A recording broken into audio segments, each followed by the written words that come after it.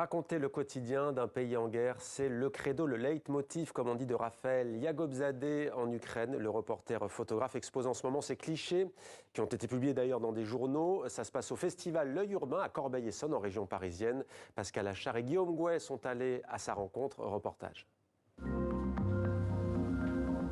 Reporter aguerri, Raphaël Yagobzadeh couvre l'Ukraine depuis 2014 et la révolution de Maïdan. Les images qu'il montre au festival L'Œil Urbain ont été prises après l'invasion russe, fin février 2022, jusqu'au début de cette année.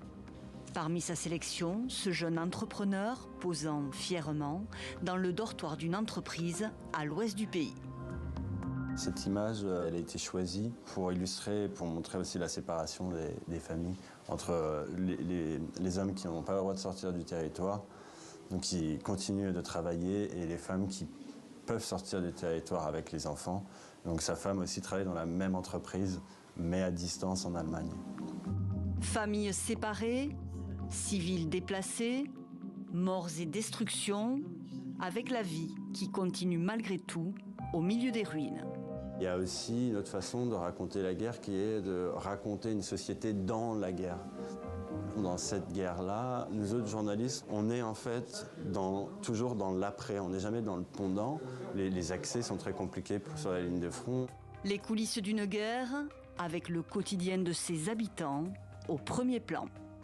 Le titre de cette expo, c'est « Quand la guerre toque à votre porte ». Donc il y a vraiment cette violence d'occupation, mais en même temps d'intrusion dans l'intime et chez les gens par les forces russes.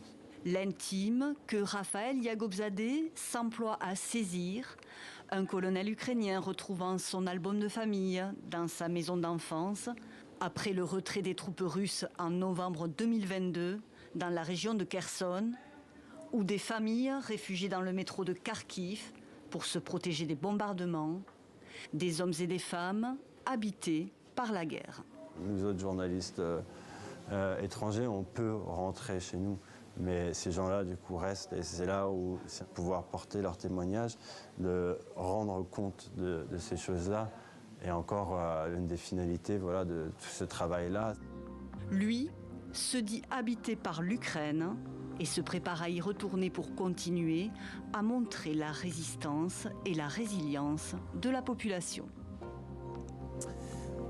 Dessine-moi un mouton. Nous sommes le 6 avril. Le Petit Prince fête ses 80 ans. L'ouvrage d'Antoine de Saint-Exupéry s'est vendu à plus de 150 millions d'exemplaires, devenant l'un des livres les plus traduits au monde. Publié quasi simultanément en anglais le 6 avril 1943 et en français, sa langue originale, le 20 avril à New York. Mais il a fallu attendre à la fin de la Seconde Guerre mondiale pour que Le Petit Prince sorte en France chez Gallimard. C'était en 1946 à titre posthume, puisqu'Antoine de Saint-Exupéry est mort pour la France, aviateur. Il a disparu en mer au large de Marseille en juillet 1944 lors d'un vol d'observation à l'âge de 44 ans. Voilà donc pour Le Petit Prince qui a fêté ses 80 printemps aujourd'hui. Place à